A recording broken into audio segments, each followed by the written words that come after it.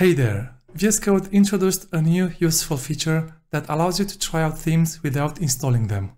Let's find out. Press Ctrl-K and Ctrl-T or Command-K and Command-T if you're macOS to open the theme selector. Then click on Browse Additional Color Themes. And this is where you can explore themes that are not installed. Then, using the up and down arrows, select themes to preview them.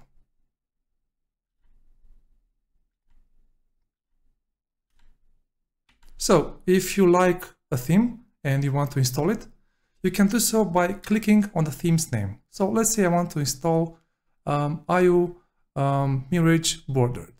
I'm going to click on it. And then a pop-up will appear asking if you are sure you want to install a theme. I'm going to click OK. And now the theme is installed on my system. If you want to uninstall the theme, you just have to go again to the theme selector by pressing down Ctrl-K and Ctrl-T. And now I run the IO Mirage theme, then click on the cog icon, and then select the extension and then click uninstall. And now VS Code will fall back to the previous theme I have selected.